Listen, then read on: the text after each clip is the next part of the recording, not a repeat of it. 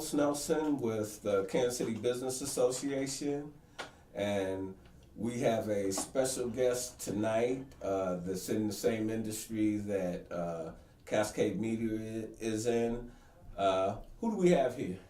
We have Elaine Hamilton with Vision 5. I'm a broadcast video producer and editor, and my company is Vision 5. And so Carlos and I have long known each other for a really long time, and I'm so happy to see how much you've done and how you've grown. So congratulations. Elaine, if there's such thing, when you was a young pup, I don't know whether I ever was like that, but Elaine gave me some guidance on what equipment to buy and how I could do it at a very inexpensive way to get into the video business. Elaine, tell our audience a little bit about your company and what you do and some of your clients that you've served. I was a broadcast television editor with the ABC affiliate, and after I came out, I left the industry because I felt there was not enough broadcast level production stories, even really paying attention to the African American community, and so I kind of wanted to fill that gap. It's really, to be honest with you, it's still been very hard to do because I had to also work for a living, and so when I left the industry, I started out with the NFL. One of the customers I took out of the business with me was the NFL's Committee of the 101. What is that about? The NFL's Committee of the 101 is, at the time, was the second largest awards for the NFL African American athletes? Or no, athletes all over the country. All and right. So I had started working with the producer for the 101. It was started now by it's coming Lamar back Hunt. to my head. It started by Lamar Hunt. Yeah, It's right. still here, and it's still happening in the market. Let me make myself clear. I'm off the NFL, been off the NFL since my fraternity brother Kaepernick took the knee. NFL has showed me what they think about African Americans. They continuously show. I don't see no reason for me to be buying NFL apparel or anything else until they get their self together as it relates to respecting the African American athletes and our overall community. Switching gears real quick, that got me onto this economic theme, which you are on the Kansas City Business Association, and you alluded to some things earlier that we're trying to deal with, that there's not enough business coming to the African American community in the different fields that we can be in business. How do you feel about that? Well, first of all, it's according to what the industry is. I think that has a lot to do with it. And I think how we're culturalized into business from the very beginning. You know, you can do what you do and you can be really, really good at it. But then when running a business is a whole different, I mean, it's like almost like it's another job. Right. It's totally another thing you have to learn how to do. So we go to the entities we think are available to teach us, to guide us, and typically one of my huge complaints is the African American business owners are predominantly geared toward the public sector. We're continually marketed to by third-party organizations, NBWB organizations, and it's not that they don't need to exist, but I have a lot of issues with implementation and not nearly enough focus on the private sector and making sure that we're communicating with corporations and well, it's all in this terms of our third, marketing, the and third party stuff. I'd say, sorry for cutting you off, that they focus more on startups and this and that. That instead of doing business, but we're all startups at the very beginning. Right, but we're all startups. We never start with enough money. That's what a big piece of it. We never start with enough money, and the reason that those third-party organizations existed or exist is to help us build up those dollars we need in our businesses to make them grow, to incorporate the marketing and so on and so forth. But they don't function in the fashion that they necessarily need to. I think they really need, it's not that they don't need to be there, because culturally, we just don't have the dollars within Well, that's what I'm our talking family environments that other businesses, might receive within, their family. The first place that you're told to get money from is family and friends. They have no money. Black folks ain't going to get no money from family and friends. Your parents are going to put up their house. You, number one, don't realize how much money you actually do need, because all the wheels on a business have to be running at the same time. That's your marketing, that's your team, that's marketing and sales, your team, your admin, and then plus And what your you production. do. Yeah. And what you do. Yeah. So it's like the wheels on a car. When all the wheels on a car aren't running at the same time, then you got one wheel running at a time and you're running it. And so we're marketed to by third-party organizations to become involved in MBWBE participation. Again, like I said, because historically our families don't have those dollars or the cultural mindset to give us those dollars to start up a business, then that's where you go, because you really don't know where else to go. But there's not enough focus on me, focusing on my customers' organizations. That's the kind of things I wasn't taught really early on. Focus on who your customer is, what you're going to deliver to them, their organizations, and building those relationships. So we've got these pieces in between that is, in my mind, and I hate to say this, has created an unnatural relationship in the business community. And then one of the things, and then when you're going to focus on the public sector, there's a big push, so you're always bidding, you're always, quoting, and so on and so forth. And often we'll hear this term, well, we're all like crabs in a bucket. I don't see that. You know what? Because crabs aren't in a bucket. Crabs aren't born in a bucket. Crabs are put in a bucket. And so you're always competing for a limited amount of dollars and work, as opposed to building real strong business relationships and growing kind of with your customers. Let me sum this up, and I've said this numerous times. My feeling is that yes, they have these agencies, but they're top heavy on administration, but the goal is to assist African American businesses, minority businesses, but they're top heavy on administration.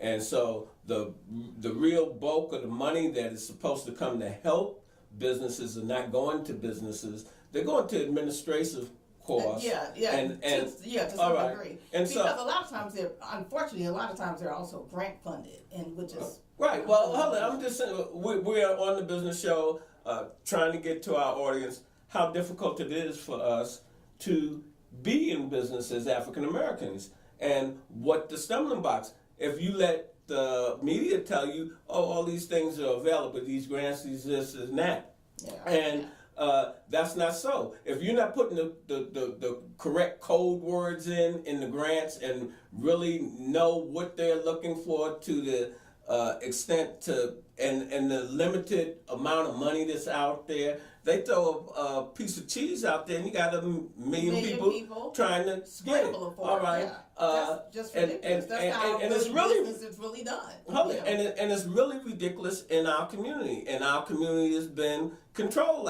like that, from the political end, the business end, and the religious end.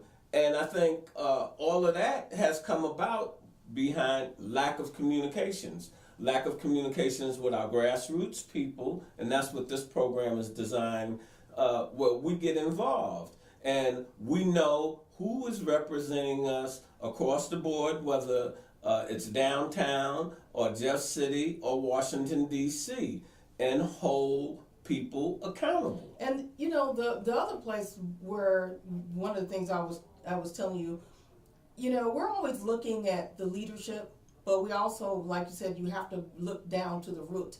And the root also is our vote. I just will never believe when Al Brooks lost his bid for mayor. Mm-hmm. He lost it by less than 1,000 votes because only 30% of the 30% of African Americans who are registered to vote and actually voting, he lost it by less than 1,000 votes because, he only picked up 30% of the 30% of African Americans that. Well, let me address that from my standpoint. I'm not a politician or anything.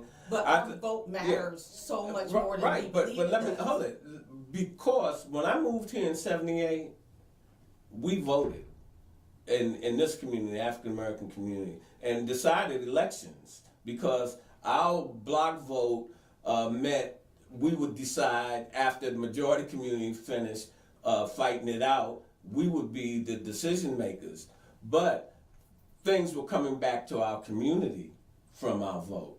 Over the last 3 decades, this is just Carlos Nelson speaking. This is not in my company speaking or anything else. This is Carlos Nelson speaking. I don't think that the people that have been handling our political interests have handled it in a way that it has benefited the community, and so anything we've else. Upsended so much of our power to, and upsended, like certain organizations that tell us what to vote for, or so on and so forth, sold off that vote to the highest bidder or whatever. But so really, and on top of that, I often interview people and I say, okay, are you going to vote for this or that or mayor or whatever? And it's, no, I'm not going to vote because blah, blah, blah, blah, blah. I'm not understanding how powerful really that vote is and that we have a lot of power, and we're not utilizing it because of all these different philosophies we may or may not have about But voting. that's what this show is.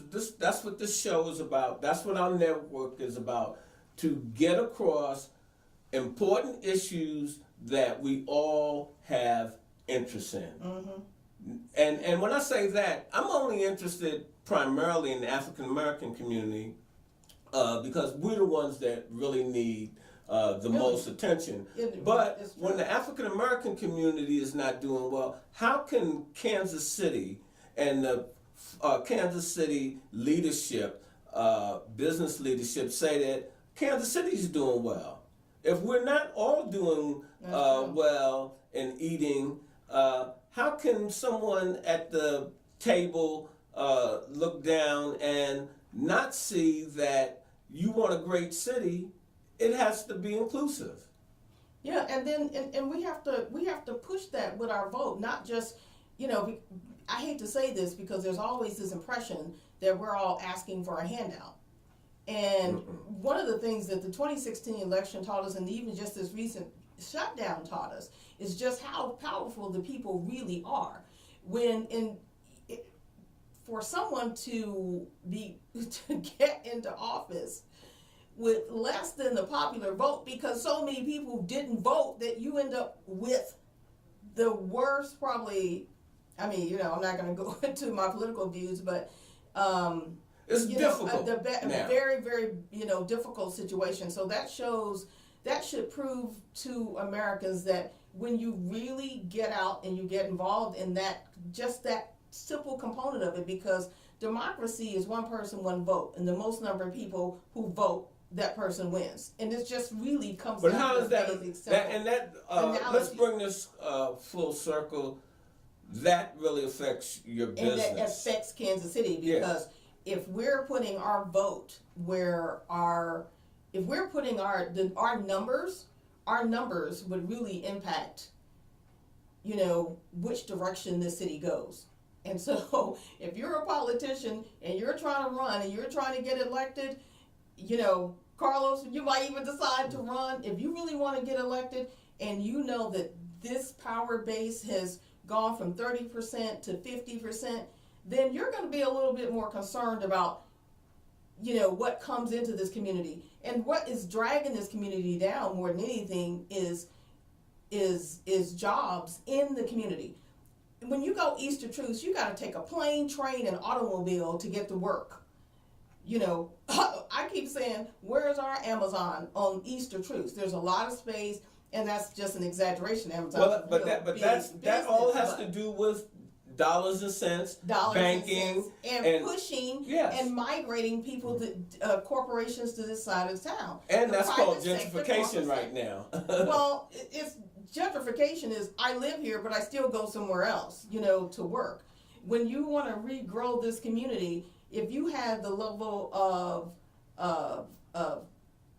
let's say if you just use an Amazon as an example, if an Amazon facility were on the east side of Kansas City, something that big, some major manufacturer, whether it's 500 people, whether it's a couple of hundred people or whatever, if you had even green energy jobs and green energy economy were building on the east side of Kansas City where you have significant number of jobs, you're going to have restaurants, you're going to have cleaners, you're going to have things that pop up on your side of town, you're going to be looking to renovate housing, you're going to be, the housing values are going to grow. Well, what would you say about the money that was put down here on Vine over the last 2 decades? Again, it's always going looking for public sector dollars. They come, you have to fight for it, you got to kill yourself to fight for it, as opposed to it being organic through the corporate environment. There's a lot of money there. Right, and hold it, and that let me say this. That's what the Kansas City Business Association show is really about. Reaching out, saying to corporate America, you need to do better by our African American businesses. We have them. We're doing business. Some of your clients, who's some of your clients, large clients? Right now, that you've had in general. I've worked for the Army Corps of Engineers, the Federal Reserve. Some of our pieces, not the two really large pieces, are in the Liberty Memorial World War I Museum. The piece on the ceiling, the piece on the floor, and all the small areas are Vision 5 videos. We did the audio production for the gaming boards. We've worked for a number of years. We worked for Technosonic Studios in St. Louis, and we did all the shows for Missouri Outdoors producers on this half of the state. Right now, we're doing the national videos for AWG, Associated Wholesale Grocers. So the point being that we have professional. We work for City of Kansas City, State of Missouri, for the federal. Yeah, but the point I'm bringing is that we have black businesses that are professional, that have a track record. Yeah. And the contracts are not flowing the way they should, given the environment that everybody's helping minorities and MBEs. And our show is here to highlight our professional members and to grow our audience so that you can see who's who in our organization, and you might have a chance to call on them. How would they get in contact with you, Elaine, if they would like to secure your services? We're partly we're kind of discriminatory. I'm not to say discriminatory, but we're cautious and sensitive to the customers we take, because we can't take everything. We want to service our customers extremely well. But if you're looking for larger business services, it would be vision5.com, www.vision, VISION, the number 5.com. Oh, wait a minute. It's FIVE 5. I'm sorry. Right. Vision-FIVE5.com. Hey, tell me this. What kind of projects would you be interested in taking on, to let them know if they were interested in your services? What type of services you provide per se? We're mostly documentary and story producers, so we really look for stories and corporations and organizations who want to communicate either within their organizations, communicate within to their customers. We do look for more corporate customers, simply because when it comes to large to small business projects, we did that for a number of years. And regardless if I'm working for $5 or $5,000, I make sure our customers get this, and our clients get the same treatment, that they walk away with a good quality product. And so, but feel good about that product. Exactly, and it's because that's really important because our name is on it. And so over the years, I finally got to this point where for smaller clients whose projects I believe in or really, we just give it away because it's hard to keep the quality standards up. We talked about that earlier, a lot. Right. It's hard to keep the quality standards up if you can't hire people, if you can't pay them, and you got to be able to pay artists. And same. That's again to our audience. That's important. Why it's important for you to do business with your community and to look to your community. You have professionals in our community that do anything from roofing to filming to cleaning to groceries. Everything. And economics is the way that you can gain some traction and coming together how you spend your money. And we're all, a lot of us we're just as committed to our customers, our clients, and quality of work. And I think that's often missed. And the other piece of it is not being able to market well enough. So I applaud you greatly for creating a platform where people can come and talk about who they are and what they do, because a lot of times it's also the other piece that nobody knows who we are. And again, having those dollars in your business to commit to marketing and advertising. And it's, because that's the last place that we tend to put our money, because it's like, I gotta pay my employees. Well, Jim Webster said it best in our first 219 series, and he talked about how African American businesses have somewhat been restricted to doing business in their own communities, and their communities have the least amount of revenue, and to be successful, you have to have your community as a base, and then be able to do business outside of your community, which brings money back to your base, and that has not worked real well for the African American businesses that I've been associated with. Because I think a lot of times people just don't, when you talk about broader businesses and corporations, they don't know who we are. And it's just like if you're going to have somebody paint your house, you want to feel comfortable with them. You want to know who they are. You want to have recommendations. And that's where I talk about that unnatural relationship in terms of third-party organizations, because, there's mixers and different things like that. But it doesn't, it's like, networking. And most of those you got to pay to go to. And even if you got to pay to go to them, we need to put more dollars into paying to go to stuff, really, because a lot of times that's where our clients are. But it's like making friends. And when you make friends, you have to get to know that friend. You have to hear their philosophies and how they think, and to gain a certain level of trust. And I think there's where some of the break is happening. And once I started figuring out, I'm like, why am I putting my energy over here? I need to be over here hanging out with y'all, talking to you. You get comfortable with me. Hey, give me your phone number. It's just like making friends. And that's where some of those pieces are missing, is a comfort level with large organizations. And then, just as African Americans, there's a tendency to mistrust us. So there's that deeper layer of mistrust. So it really, it's a lot. It's a vicious circle, but we're taking the first step to try to solve that. For our audience, we'll be unleashing a new campaign called Connecting Kansas City. The Big C campaign be launched next week. As we say on our closing, when you invest in your community, you're really just investing in yourself. Thank you. This program is brought to you by the Kansas City Business Association.